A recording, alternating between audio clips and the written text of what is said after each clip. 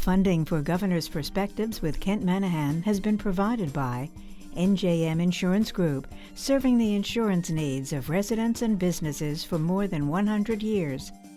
Seton Hall University, Seton Hall School of Law, and by Connell Foley, LLP.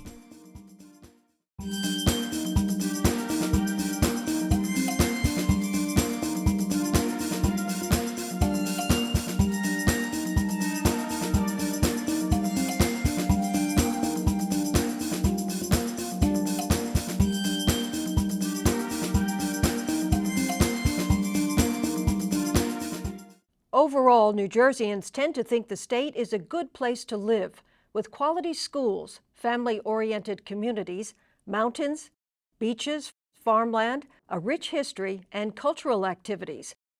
But according to a Monmouth University poll, while the quality of life index here is stable, the desire to leave New Jersey generally continues to tick up.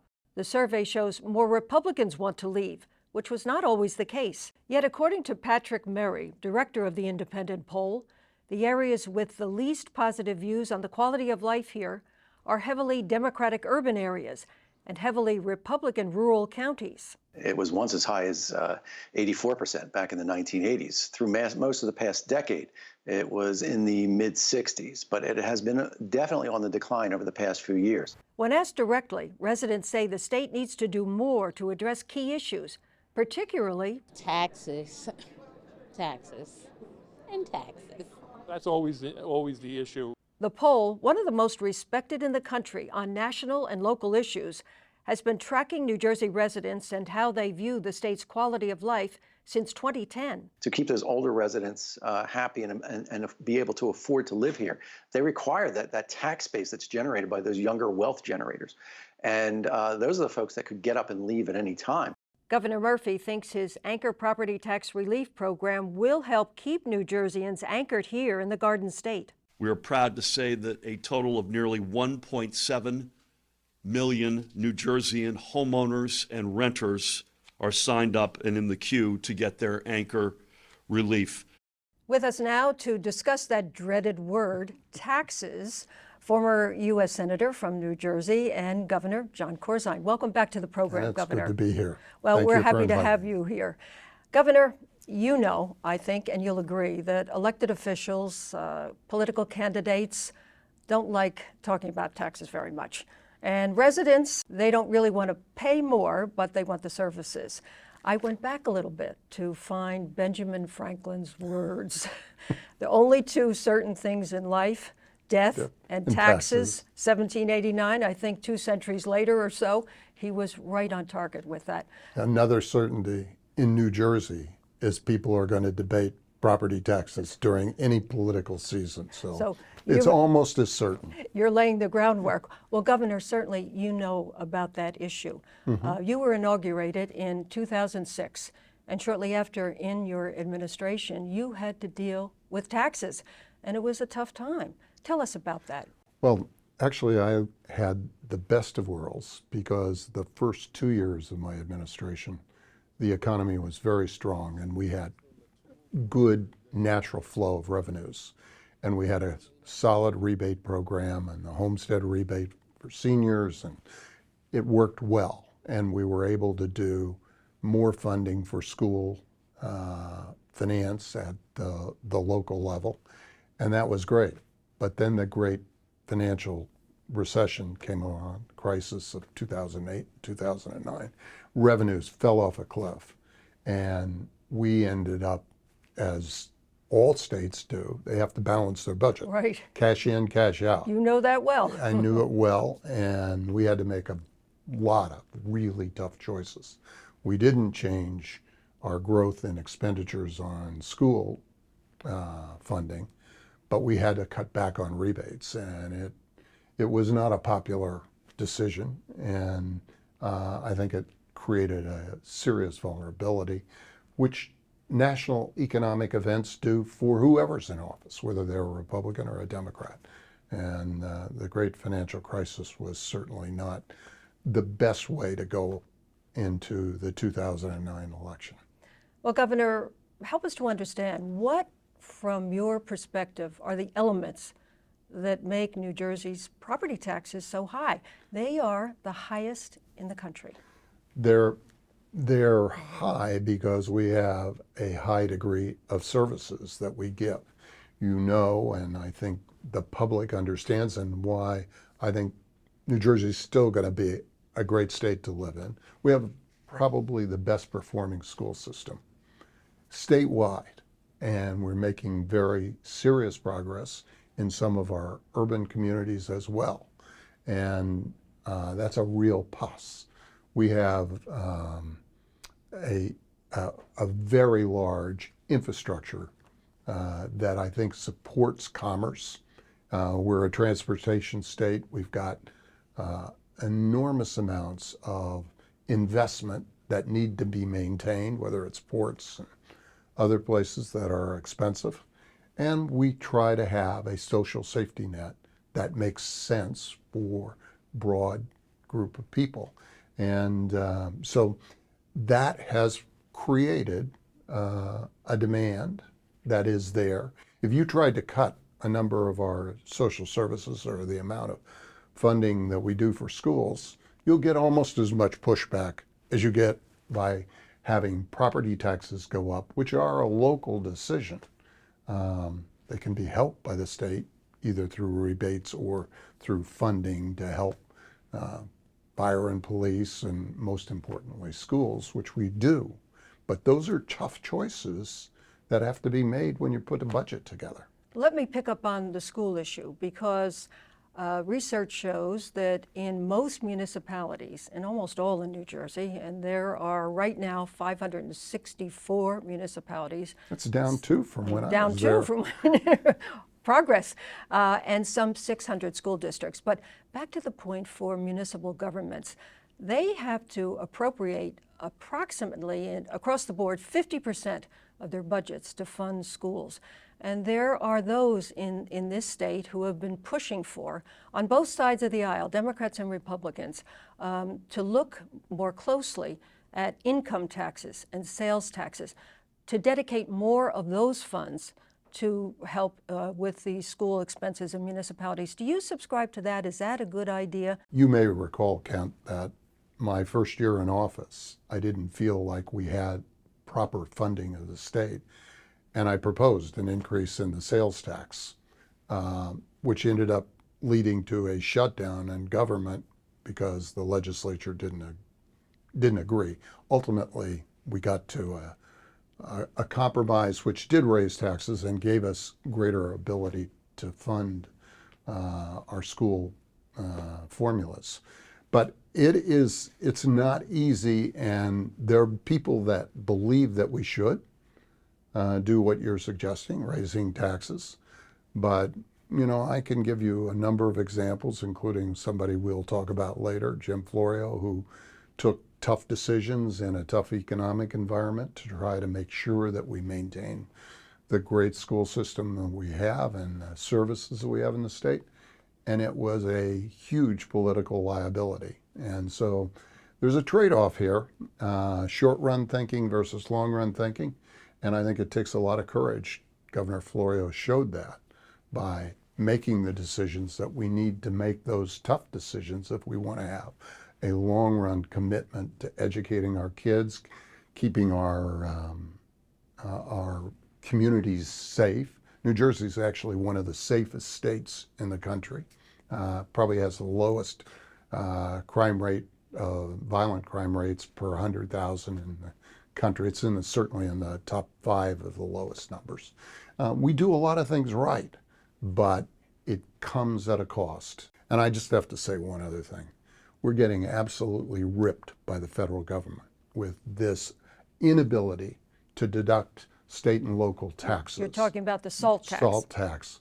And it didn't solve our property tax problems, but not having that ability has been a very painful reality for working folks and professionals in New Jersey, and needs to be pushed back on. We do have the advantage in 2025 that SALT tax deduction will revert back to state levels that it was before the 2017 tax law. And we have to make sure that that doesn't come back on the books. Well, the congressional delegation, as you well know, Yeah. has been pushing for that. We have to mention Right. that. But Governor, getting back to the high taxes in New Jersey, polling shows that residents leave this state because their property taxes are so high. And generally, that's the elderly. They want lower tax rates, warmer climate. They leave New Jersey. That affects the bottom line. But you know, that polling also shows that young people are leaving this state in search of an economy that they can afford.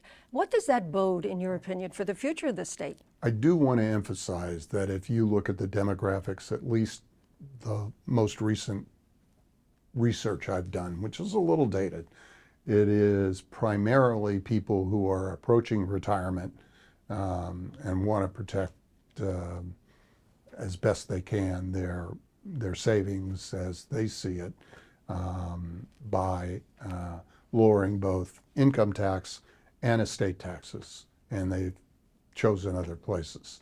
You know, the census, most recent census, actually showed our population grew.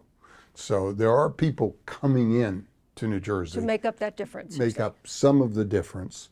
I think it's people who are searching to educate their children in the best possible way in a public school environment, and I think New Jersey is winning that competition. We are hands set to be down. #1 in the Right. country in terms of public And we're education. always right at the top. But what about businesses in this state with such high property taxes, bringing business in, bringing employees in? Briefly, what's the impact that that's going to have from your vantage point? Well, it makes it a tougher sale. No, there's no question. And we brought businesses here. You have to work on not only American businesses, you need to be trying to attract businesses from overseas. They, more than many of the American companies, look to the educational system as a draw. But it's an argument you have to make on the quality of life, access at this great Northeast corridor that is pretty attractive. I think in many, many ways. I know I grew up in the Midwest, and I like it here a hell of a lot better. There's more to do. We've got the great shore. There are so many advantages to New Jersey. And certainly that's what people like about this state. Right. So you're a New Jersey chauvinist. Yeah, I am pretty damn chauvinistic about it, and I think that we have to defend that. There were times when we didn't protect our shore, and it began to suffer. And you know, some people can even go back and say the problems of Atlantic City began because we weren't doing the work that needed to be done. And a lot of governors, both Republican and Democrat, have committed to make sure that we have a pristine shoreline, that we have the capacity to do things that make living in New Jersey attractive. And except for affordable. maybe those property taxes. I pulled this book out because I wanted to just remind our audience and you, Governor, just to make a few comments. Back in the day, former Assembly Speaker Alan Karcher wrote this book, Multiple Municipal Madness. We mentioned how many municipalities in New Jersey, how many school districts. That means fire departments, police departments, municipal governments, unions to be paid, all kinds of expenses. And in this book, he concluded maybe 200 would have been the perfect number of municipalities for this state, but that's long gone, never going to happen. But consolidation is talked about and the need for consolidation. You were part of that effort during your administration with incentives.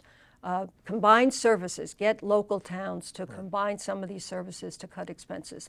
Where are we on that today in your view? I don't think there's been significant progress. I used to beat my chest because Princeton Township, which surrounded Princeton Borough, actually merged using our program. It happened. It happened. But you have to ask me for the next two mergers that occurred. It happened, but it took like 25 years for it to, it's not easy. And it but actually go ahead. took the resources that we were encouraging, the incentives that we put down on the table. That needs to be done. This is a problem that's neither Republican or Democrat, and actually Karcher's book is brilliant because he describes all the political trades and reasons why we have this madness of multiple municipalities. And it was pure politics then, and meeting the need of getting to consolidated services or merged elements. And we have multiple levels too. We have county governments, we have city governments, we have townships, we have Bergen County sewer has 70 municipalities Right. in one county. and they have more fire trucks than the city of New York, or at least they did during my administration. But it gets at a very fundamental point of politics. And I learned this the hard way. When you make tough calls that are not necessarily the prettiest package on their surface, trying to solve long run problems. And convince the people of the benefits. Right. You have one of the great tasks. And politics, not only in the politician's mind, but often in the public's mind, is much more short run oriented than long run. And it is absolutely the essence of leadership to take on those problems with some perspective other than how am I going to get elected in the next go round. Governor, we have had in New Jersey a long time history of rebate programs to give back to homeowners, but those are kind of relief efforts, but they're not reform. What could real property tax reform look like in New Jersey? Could it ever come about? Well, And what would it take in terms of leadership? well, it takes governor and a legislature to make real reform the priority, and they have to tell the truth about it. You know, we often talk about property tax reform about capping rates. Well, that's fine, but if you have reassessments of the value of the property, the rate may not change, but your property taxes go up. And that's been one of the sort of bogus elements that occur. We need to address both issues at the same time. And we need to, again, go back to the culture element. We have to consolidate services. Economies of scale are a Econ 101 solution to a lot of things that we do. We need to put technology into so much of what we do in the state, and that could help municipalities lower costs too. But there are a lot of vested interests that are going to push back on all of those kinds of initiatives. I, by the way, just want to say that I don't think rebates are patchwork. I think what needs to be had is consistency of rebates over an economic cycle. And that's why people look at it as being more of a gaming response as opposed to a long-term response. If there were income-based or means-tested way to apply rebates and stick with it, the same way you have to stick with financing the school funding formula, which we work so hard to produce. Very briefly, Governor, in the time we have remaining, a big legislative election year in New Jersey, all 120 seats in both the Assembly and Senate up for grabs. 20% of the legislature is not coming back for re-election. Republicans think they can take one of the houses. Of course, they're Democrat-controlled at this point. What are the odds, do you think? Governor Murphy's re-election bid was a lot closer than people thought, and Republicans picked up seats in the last legislative election in both houses. Briefly, what does it look like for Democrats, do you think, and I Republicans? think we have in this country, and we will have it in New Jersey, very serious unease on the macroeconomic environment people live in. They go to the affordability will be the message? Affordability. You know, people go to a gas station, and if we're in one of those periods when gas is over $4 or whatever, yeah, you're going to have the parties in power, and that's Democrats, going to have a harder sell than they would have in other circumstances. We talked about property taxes. Whoever's in office gets the blame for those Goes circumstances. with the territory. It goes, and again, it gets to, you have to have a long-term view if you're going to be a good servant of the people, in my view. And that sometimes means you have to really work to sell good ideas on what it is that would actually change those. So the Karcher book is a must read for anybody that really would like to resolve those. I think those kinds of issues, I hope, will be debated, not just it's their fault because they're in office. We need to talk about fundamental reform in the state. Could there be more effort on the part of both Democrats and Republicans to resolve this budget from both sides of the aisle, because it is a legislative election year, because so many are not returning to the legislature, so many open seats, and those people who are running want to get elected? Is that possible? With so many people not running for re-election, there's a little more jiggle room on the negotiations, particularly because somebody may have something that they're looking to have as their legacy, as a part of their careers in the legislature. So I think it gives the governor a little more flexibility, if you will, in negotiations. I do think that budgets in election years, and New Jersey has one every 4 years where everybody's up for election at the same time, those are a little tougher. You mentioned Governor Florio earlier in this interview. In your opinion, Governor, what will his legacy be for this state? Well, first of all, he is an example of what a courageous politician looks like. He did the right things because he took on the NRA on assault weapons. He took on the reality that you have tough decisions you may have to make on budgets in a recession, and stayed with funding schools. He was a hero in that.